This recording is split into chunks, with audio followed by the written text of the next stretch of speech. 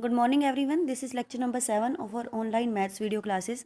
Students, today we will going to start our new exercise, law of total probability. देखिए, ये हमारे पास मान लीजिए सैम्पल स्पेस है। इस सैम्पल स्पेस में डिफरेंट इवेंट्स हैं, E1 E2 E3 up to so on. और जो ये सारी इवेंट्स हैं वो आपस में म्यूचुअली एक्सक्लूसिव हैं। म्यूचुअली एक्सक्लूसिव का मीनिंग कि इनमें कुछ भी कॉमन नहीं है, बिल्कुल डिसजॉइंट हैं। जैसे ये देखिए, ये दोनों इवेंट क्या है, डिसजॉइंट है, इनमें कुछ भी कॉमन नहीं है। और जो जितनी भी ये इवेंट होंगी उन सब से टोटल मिला के पूरा सैम्पल स्पेस बन जाएगा। जितनी भी इवेंट हैं E1 E2 मान लीजिए E10 तक गई हैं, तो इन सभी से मिलके क्या हो जाएगा, आपका सैम्पल स्पेस कंप्लीट हो जाएगा। तो उस केस में आपको अगर किसी इवेंट की प्रोबेबिलिटी फाइंड आउट करनी है तो देखिए कैसे करनी है। Let E1 E2 EN be a partition of the sample space S। E1 E2 EN क्या ले ली हमने, पार्टीशन ले ली है सैम्पल स्पेस की different events. And each of the event E1 E2 EN has non zero probability of occurrence. इन सब की प्रोबेबिलिटीज क्या है, non zero. If A is an arbitrary event associated with S, अगर ए कोई event है S के साथ ही associated, then P of A, किसी इवेंट ए के होने की प्रोबेबिलिटी क्या होगी, ये जो इवेंट ए है वो इन सभी केसेस में हो सकती है। वो E1 के होने पर भी हो सकती है, वो E2 के होने पर भी हो सकती है, वो E3 के होने पर भी हो सकती है।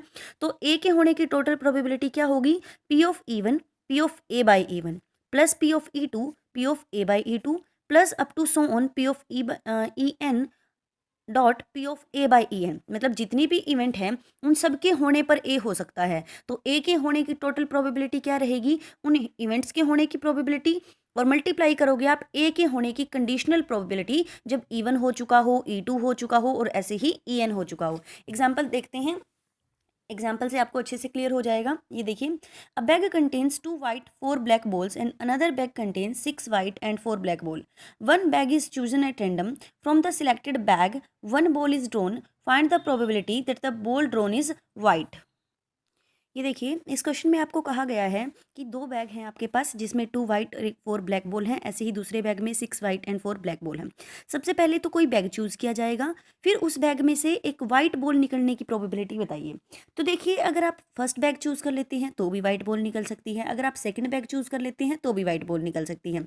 तो पहले हमारे पास सैम्पल स्पेस में दो इवेंट होंगी, E1 और E2, जिसमें E1 कहेंगे हम फर्स्ट बैग को सिलेक्ट करना और E2 कहेंगे हम सेकंड बैग को सिलेक्ट करना। और जो ये वाइट बॉल निकालनी है ये दोनों से ही निकाली जा सकती है, और इसकी आपको प्रोबेबिलिटी भी बतानी है। Find the probability that the ball drawn is white. तो इसको आप ए मान लीजिए। तो देखिए, a white ball can be drawn in the following two mutually exclusive ways. जो आपकी वाइट बॉल है वो कितनी तरीके से निकाली जा सकती है, selecting first bag and drawing A white ball from it. पहले आप फर्स्ट बैग सिलेक्ट कर लीजिए, उसमें से वाइट बॉल निकाल लीजिए। एंड सेकंड कैसे हो सकता है, selecting second bag and drawing A white ball from it, फिर इसमें से एक वाइट बॉल निकाल लीजिए। तो देखिए, जो आपको सिलेक्टिंग फर्स्ट बैग है इसको E1 मान लेते हैं, सिलेक्टिंग सेकंड बैग है इसको E2 मान लेते हैं, और जो ये कॉमन है दोनों में, ड्रॉइंग ए वाइट बॉल, इसको आपने ए मान लेना है। तो let E1 and E2 be the event that the first bag and second bag are selected respectively, and let A be the event that the ball drawn is white. So हम देख लेते हैं P ऑफ E1 और P of E2 दोनों की probabilities क्या रहेंगी। First bag को सिलेक्ट करना, ये है सेकंड बैग को सिलेक्ट करना। अब कितने बैग हैं आपके पास, दो ही बैग हैं। उनमें से अगर आप फर्स्ट बैग को सिलेक्ट करोगे तो फेवरेबल केसेस 1 हो गए और टोटल केसेस 2 हो गई। तो दोनों की ही प्रोबेबिलिटी क्या रहेगी, 1/2, बिकॉज 2 बैग हैं, उनमें से कोई एक सिलेक्ट करना है। अब देख लेते हैं P of A by E1 क्या होगा। ये P of A by E1 यानी कि ए के होने की प्रोबेबिलिटी बताइए जब E1 हो चुका है, यानी कि जब आप फर्स्ट बैग सिलेक्ट कर चुके हो तब उसमें से एक वाइट बॉल आने की प्रोबेबिलिटी बताएं। तो यहाँ से निकाल लेंगे कितनी क्या प्रोबेबिलिटी रहेगी, ये हो जाएगी आपकी 2/6। ऐसे ही P of A by E2 अगर आप करोगे, सेकंड बैग सिलेक्ट कर लेते हैं, उसमें से एक वाइट बॉल आने की प्रोबेबिलिटी क्या रहेगी, 6/10। तो then by the law of total probability आपको P ऑफ A चाहिए। अब आप देखिए कि वाइट बॉल जो थी वो दोनों में से किसी भी वे से आ सकती थी, तो इसलिए P of E1 dot P of A by E1 plus P of E2 P of A by E2। ये है हमारी लॉ ऑफ टोटल प्रोबेबिलिटी, किसी भी इवेंट के होने की probability. So P of E1 कितना था, 1/2। P of A by E1 कितना था, 2/6। P ऑफ E2 था आपके पास 1/2 and P of A by E2 था आपके पास 6/10। यहाँ से 2 से 2 कैंसिल करके 1/6 आ गया। यहाँ से भी आप 2 से 6 को कैंसिल कर लीजिए, 3 आ जाएगा, 3/10। दोनों को टोटल कर लीजिए, 7/15 हो जाएगा। आगे देखिए example number 2, a bag contains 6 red and 8 black balls and another bag contains 8 red and 6 black balls. A ball is drawn from the first bag without noticing its color is put in the second bag. एक ball निकाल लिया आपने first bag से, उसका colour notice किए बगैर उसको second bag में डाल दिया. A ball is then drawn from the second bag. फिर आपने सेकंड बैग से एक बॉल निकाली. Find the probability that the ball drawn is red in colour. जो अब बॉल निकली है वो रेड कलर की हो. तो देखिए ये एक्सपेरिमेंट कैसे किया जा सकता है. यहाँ से आपने फर्स्ट बैग में से एक बॉल निकाली. वो बॉल जो है रेड भी हो सकती है, वो बॉल ब्लैक भी हो सकती है. तो दो कंडीशंस होंगी. तो सबसे पहले देखिए, a red ball can be drawn from the second bag in the following two mutually exclusive ways. सबसे पहले आप रेड बॉल निकाल लीजिए फर्स्ट बैग से. Red ball is drawn from first bag, then put transferred it into the second bag, then drawing a red ball from the second bag. ठीक है, यहाँ से क्या करो, आप एक रेड बॉल निकाल लो, उसको सेकंड बैग में डाल दिया. फिर सेकंड बैग में से एक रेड बॉल निकाली. सेकंड बैग में से आपको रेड बॉल ही निकालनी है. ओके, फर्स्ट बैग में से आप दोनों में से कोई भी निकाल सकते हो, क्योंकि यहाँ पे बोला था विदाउट नोटिसिंग इट्स कलर. उसका कलर नोटिस किए बगैर आपने उसको सेकंड बैग में डाल दिया, तो वो रेड भी हो सकती है, वो ब्लैक भी हो सकती है. सेकंड जो आपका कंडीशन बनेगी वो हो जाएगी, a black ball is drawn from first bag, transferred it to second bag, then drawing a red ball from the second bag. तो देखिए जो आपका ये है, drawing a red ball from the second bag, drawing a red ball from the second bag, ये तो दोनों में सेम है. इसको तो आप ए कहोगे और जो बाकी का इवेंट रह गया वो उसको E1 कहोगे और नीचे वाली को E2 बोल लोगे. यहाँ पे आप तोड़ देंगे इनको. इसमें यहाँ तक का तो हमारा E1 आ जाएगा. A red ball is drawn from first bag and transferred it to second, and drawing a red ball from the second bag, इसको हम ए इवेंट बोल लेंगे. जो दोनों में कॉमन हो उसको आप ए कहिए, और जो पोर्शन डिफरेंट डिफरेंट है दोनों का उसको आप E1 और E2 कहिए. तो देखिए अब निकाल लेते हैं. पी ऑफ इवन क्या होगा आपका. पी ऑफ इवन क्या है, एक रेड बॉल आना फर्स्ट बैग से. तो यहाँ पे निकालिए रेड बॉल फर्स्ट बैग से. क्या प्रोबेबिलिटी हो जाएगी आपकी, जो फर्स्ट बैग में है रेड बॉल 6 हैं और टोटल बोट 14 हो गई, तो 6/14 आ जाएगा. और ऐसे ही जब आप ब्लैक बॉल निकालोगे फर्स्ट बैग से, उसकी प्रोबेबिलिटी हो जाएगी 8/14. तो P of A by E one क्या होगा, probability of drawing a red ball from the second bag when A red ball is transferred in it. P of A by E one का मतलब क्या है कि जब इवन हो चुकी है, अब ए के होने की प्रोबेबिलिटी बताइए. इवन क्या था, इवन में आपने रेड बॉल ट्रांसफर की थी सेकंड बैग में, और अब आपको सेकंड बैग से एक रेड बॉल निकालनी है. यहाँ से आपने एक रेड बॉल सेकंड बैग में ट्रांसफर कर दी. सेकंड बैग में कितना था, सेकंड बैग में 8 रेड बॉल हैं और 6 ब्लैक बॉल हैं. अब यह क्या हो चुका है, P of A by E one अगर आप निकालना चाहते हो, यानी कि इवन हो चुका है. एक रेड बॉल आप यहाँ से निकाल के यहाँ ट्रांसफर कर चुके हो, तो यहाँ 9 रेड बॉल आ चुकी हैं. अब एक रेड बॉल निकालनी है, तो क्या प्रोबेबिलिटी हो जाएगी 9 बाय, ये हो जाएगा 9 और 6 15, तो 9/15. P of A by E2 अगर आप निकालना चाहते हैं जब E2 हो चुकी हो. E2 में क्या था, एक ब्लैक बॉल आपने फर्स्ट बैग से निकाल ली और उसको ट्रांसफर कर दिया सेकंड बैग में, यानी कि यहाँ पे एक ब्लैक बॉल है अब आपके पास, तो रेड तो वही रहेंगी. अब ब्लैक में यहाँ 7 हो जाएगा, तो अब आपको बॉल तो रेड ही निकालनी है, तो इसलिए प्रोबेबिलिटी बनेगी 8/15.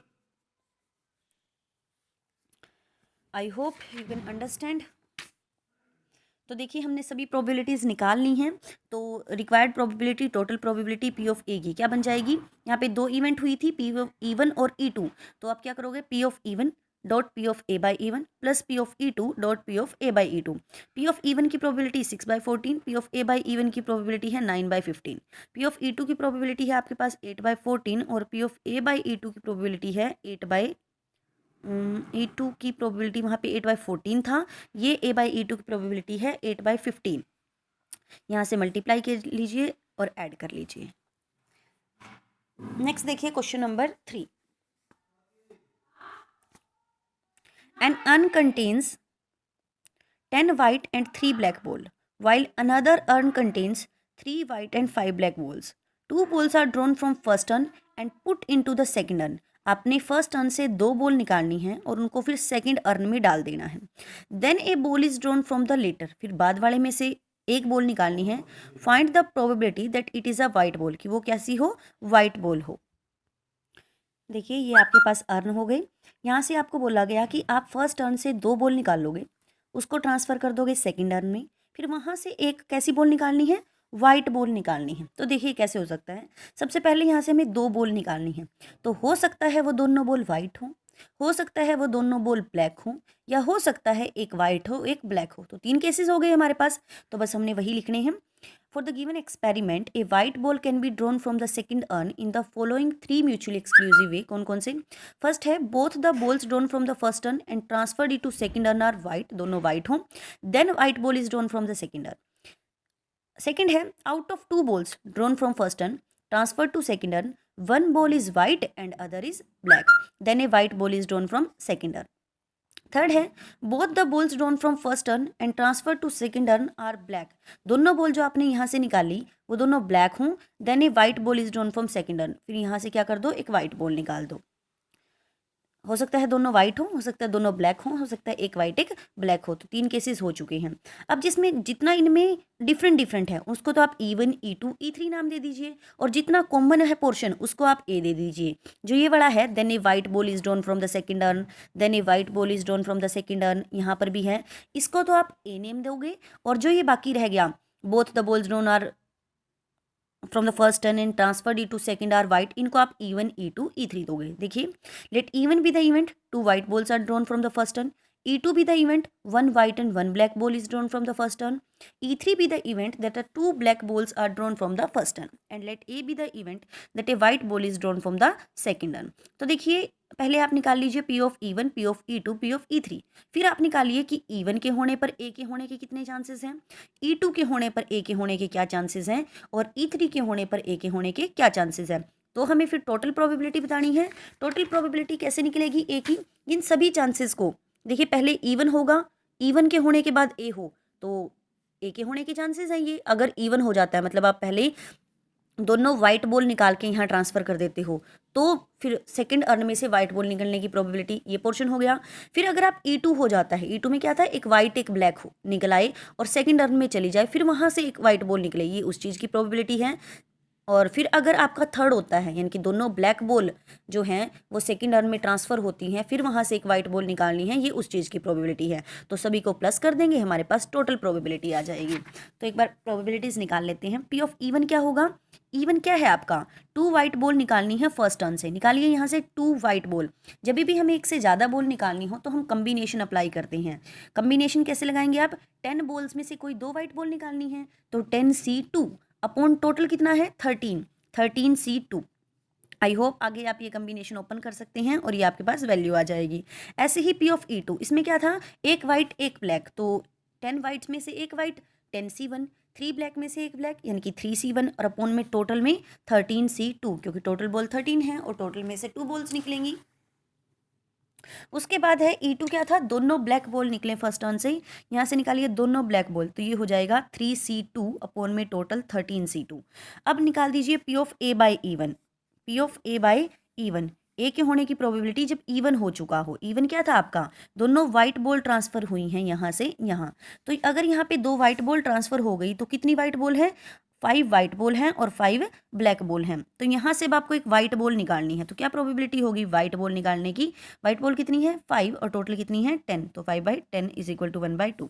P of A by E2 ये क्या है, इसमें आप क्या करोगे, E2 क्या था, जब एक वाइट एक ब्लैक बॉल आई तो एक वाइट एक ब्लैक यानी कि 4 वाइट हो गई और 6 क्या हो गई, ब्लैक हो गई। अब यहाँ से एक वाइट बॉल निकालनी है तो क्या प्रोबेबिलिटी होगी 4/10 हो जाएगी। उसके बाद है अगर आपको दोनों ब्लैक बॉल यहाँ से यहाँ ट्रांसफ़र करनी है, ब्लैक बॉल ट्रांसफ़र होंगी तो वाइट बॉल 3 ही रहेंगी और ब्लैक बॉल बढ़ जाएंगी 7 हो जाएंगी। अब अगर आपको एक वाइट बॉल निकालनी है तो उसकी प्रोबेबिलिटी हो जाएगी 3/10, 3 वाइट हैं और टोटल 10 हैं। बस ये सारी वैल्यूज़ आप यहाँ पे पुट कर लीजिए एंड सॉल्व कर लीजिए। नाउ स्टूडेंट क्वेश्चन नंबर 4 भी बिल्कुल इस टाइप का ही है, इसको आप खुद ट्राई कर लेंगे। हम करते हैं next question. A person has undertaken a construction job, एक पर्सन ने कोई कंस्ट्रक्शन जॉब ली है। The probabilities are 0.65 that there will be strike and 0.80 that the construction job will be completed on time if there is no strike, and 0.32 that the construction job will be completed on time if there is a strike.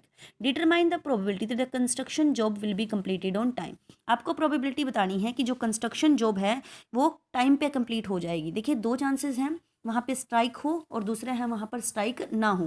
पहले तो strike होने की probability दे रखी है 0.65, हम strike ना होने की प्रोबेबिलिटी निकाल सकते हैं ऑब्वियसली निकाल सकते हैं, 1 में से माइनस कर देंगे 0.65 को, तो वो आ जाएगा आपके पास स्ट्राइक ना होने की प्रोबेबिलिटी। अब क्या है, हो सकता है स्ट्राइक होने के बावजूद भी काम जो है टाइम पे कंप्लीट हो जाए, और दूसरा क्या है, स्ट्राइक ना हो तभी भी काम जो है टाइम पे कंप्लीट हो जाए। तो आपको काम जो है वो टाइम पे कंप्लीट होने की प्रोबेबिलिटी बतानी है। तो वो दोनों केसेस में हो सकता है, स्ट्राइक होने पर भी काम टाइम पे कंप्लीट हो सकता है, और स्ट्राइक ना होने पर भी काम जो है वो टाइम पर कंप्लीट हो सकता है। तो दोनों की टोटल प्रोबेबिलिटी से आपको सॉल्व करना पड़ेगा इसको। तो देखिए, let E be the event that there will be a strike and E bar be the event that there will not be a strike. E event है आपकी कि स्ट्राइक होगी, ई बार है कि स्ट्राइक नहीं होगी। ए इवेंट क्या है, construction job will be completed on time, जो कंस्ट्रक्शन जॉब है वो टाइम पर कंप्लीट हो जाए। तो according to the given problem, strike होने की प्रोबेबिलिटी 0.65, स्ट्राइक ना होने की प्रोबेबिलिटी, ये स्ट्राइक ना होने की प्रोबेबिलिटी निकाल लेते हैं पहले। पी ऑफ ई बार 1 में से माइनस कर देंगे P of E, 1 minus 0.65 is 0.35। तो देखिए, पी ऑफ ए बाई ई का मतलब क्या है कि जो काम है आपका टाइम पर कंप्लीट हो जाए और वहाँ पर स्ट्राइक हुई है, there will be a strike. E क्या था कि स्ट्राइक होगी, तो काम जो है टाइम पे कंप्लीट हो जाए और स्ट्राइक भी हुई है, उस चीज़ की प्रोबेबिलिटी क्या है, ये देखिए 0.32 that the construction job will be completed on time if there is a strike. अगर स्ट्राइक भी होती है तो भी काम का टाइम पे कंप्लीट हो जाएगा काम, उस चीज़ की प्रोबेबिलिटी है 0.32। और दूसरा है कि अगर स्ट्राइक नहीं होती फिर जो है आपका काम टाइम पे कंप्लीट हो जाएगा, उस चीज़ की प्रोबेबिलिटी है 0.80। तो सारी प्रोबेबिलिटीज़ आपने निकाल ली। रिक्वायर्ड प्रोबेबिलिटी कैसे बनेगी, P of E P of A by E plus P of E bar P of A by E bar. P of E की value 0.6/5, P of A by E की value 0.32, P of E bar की value ये है 0.35, और P of A by E bar की value है 0.80। इन सभी को सॉल्व कर लीजिए, आपके पास आंसर आ जाएगा। ये देखिए, क्वेश्चन नंबर 6 है आपके पास। A coin is biased so that, उस पर जो हेड आने की प्रोबेबिलिटी है वो 2/3 है और टेल आने की प्रोबेबिलिटी है 1/3 है, इज टोस्ट। एक बाइज्ड कॉइन है, बाइज्ड होता है जिसमें चीटिंग की जा सकती है, जिसमें जो अनबाइज्ड नहीं है, अनबाइज्ड कॉइन होते हैं जिसमें कोई चीटिंग नहीं होती, वहाँ पे दो आउटकम होते हैं, हेड और टेल, दोनों के ही आने की प्रोबेबिलिटी 1/2 होती है। लेकिन ये बाइज्ड कॉइन है, इसमें जो है वो चीटिंग हो सकती है, इसमें हेड आने की प्रोबेबिलिटी ज़्यादा है, टेल आने की प्रोबेबिलिटी कम है। If head appears then a number is selected at random from the number 1 through 9। अगर हेड आता है तो 1 से लेकर 9 में से एक नंबर सिलेक्ट किया जाएगा। इफ टेल अपीयर, अगर टेल आती है, then a number is selected at random from the number 1 to 5। फिर नंबर सिलेक्ट किया जाएगा 1 से लेकर 5 में से। Find the probability that an even number and odd number is selected. आपको बताना है कि इवन नंबर आए या फिर ओड नंबर आए। सबसे पहले हम ले लेते हैं इवन नंबर आने की। तो देखिए, पी ऑफ हेड आपको दे रखा है, पी ऑफ टेल भी दे रखा है।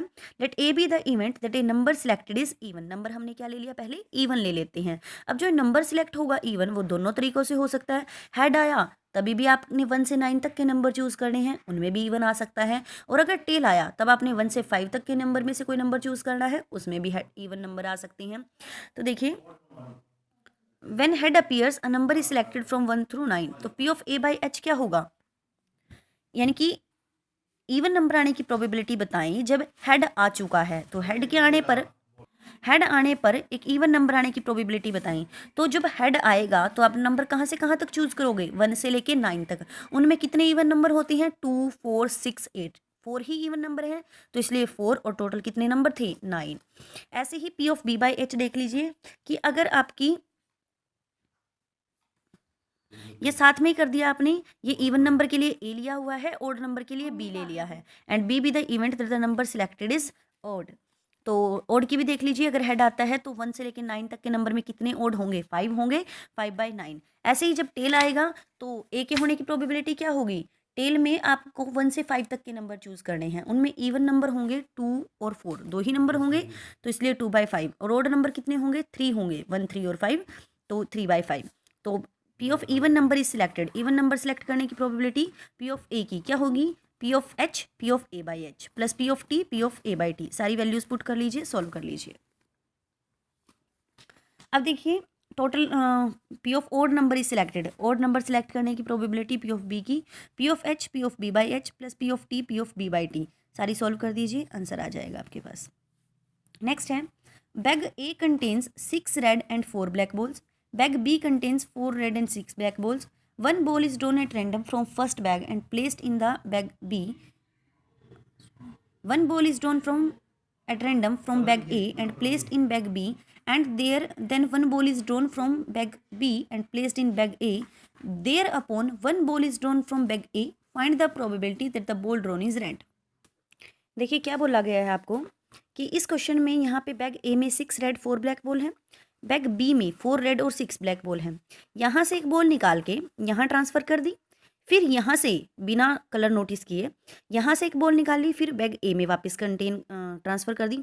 फिर फर्स्ट बैग में से एक बॉल निकालनी है और वो बॉल जो है वो रेड होनी चाहिए. ओके, तो देखिए लेट R1 और B1 हम ले लेते हैं event of transferring a red ball and black ball from the bag A to bag B. अब जब बैग ए से बैग बी में बॉल ट्रांसफ़र करनी थी, हो सकता है वो रेड आई, हो सकता है वो ब्लैक आई, तो हमने प्रोबेबिलिटीज़ ले ली R1 B1 क्योंकि हम फर्स्ट टाइम यहाँ पे बॉल्स ड्रॉ कर रही हैं और ट्रांसफ़र कर रही हैं. तो यहाँ से एक रेड बॉल आने की प्रोबेबिलिटी क्या हो जाएगी 6/10, एक ब्लैक बॉल आने की प्रोबेबिलिटी क्या हो जाएगी 4/10. अब देखिए after transferring a ball from bag A to bag B, आपने बैग ए से बैग बी में ट्रांसफ़र कर दी बॉल्स. अब यहाँ से एक बॉल निकालनी है, यहाँ से भी कैसी बॉल निकल सकती हैं, वो रेड भी निकल सकती है, वो ब्लैक भी निकल सकती हैं. तो उसकी आप प्रोबेबिलिटीज़ लोगे, सॉरी इवेंट्स लोगे R2 और B2, क्योंकि अब सेकंड बैग में से कर रहे हैं इसलिए R2 B2 कर लेते हैं. तो यहाँ से आपकी जो इवेंट है let R2 and B2 be the event of transferring a red ball and a black ball from bag A to bag B to bag A. यहाँ से बैग बी में से एक रेड बॉल या एक ब्लैक बॉल निकाल के इसको बैग ए में ट्रांसफ़र करना है वापस से. तो जब ये R2 होगी तो उसके ऊपर R1 के होने का इफेक्ट होगा. मान लो यहाँ से R1 हुई या B1 हुई, हमें नहीं पता, लेकिन यहाँ से तो अगर यहाँ से आप R2 करते हो, एक रेड बॉल निकालते हो, तो वो R2 जो है वो हो सकता है R1 के बाद हुई हो, वो हो सकता है B1 के बाद हुई हो, क्योंकि दोनों के होने के बाद यहाँ से R2 के होने पर इफेक्ट पड़ेगा. तो आप R2 की प्रोबेबिलिटी निकालोगे after R1 after B1. R2 की प्रोबेबिलिटीज़ निकालिए जब R1 हो चुकी है, जब B1 हो चुकी है. तो R2 यानी कि आपको रेड बॉल निकालनी है, और जब R1 हो चुकी है यानी कि उधर से एक रेड बॉल आ चुकी है, यहाँ से रेड बॉल आ गई तो कितनी रेड बॉल हो जाएंगी 5, और टोटल हो जाएंगी 11. तो ये प्रोबेबिलिटी आ जाएगी 5/11. ऐसे ही यहाँ से रेड बॉल निकालिए, अगर वहाँ से एक ब्लैक बॉल ट्रांसफ़र हो गई थी तो 7, ये बन जाएगा 4/11. ऐसे ही B2 निकालिए यहाँ से. अब B2 की प्रोबेबिलिटी निकाल लेते हैं कि यहाँ से एक ब्लैक बॉल निकलेगी जब वहाँ से R1 भी हो चुका हो या फिर B1 हो चुका हो. तो हम निकालते हैं B2/R1. यहाँ से एक रेड बॉल आपने ट्रांसफ़र कर दी, यहाँ पे 5 रेड बॉल हो गई, तो ब्लैक बॉल निकालनी है. अब तो कितनी हो जाएंगी 6 बाय में टोटल 11, क्योंकि यहाँ 5 हो गई थी ना रेड बॉल. अब यहाँ से एक ब्लैक बॉल जो आपने निकाल ली थी, ये P ऑफ B2/A1 यानी कि ब्लैक बॉल निकालनी है, और जब पहले ही ब्लैक बॉल ट्रांसफ़र हो चुकी है तो यहाँ से एक ब्लैक बॉल ट्रांसफ़र कर दीजिए. 7 ब्लैक बॉल्स हो जाएंगी, तो 7 ब्लैक बॉल्स हैं और टोटल है 11.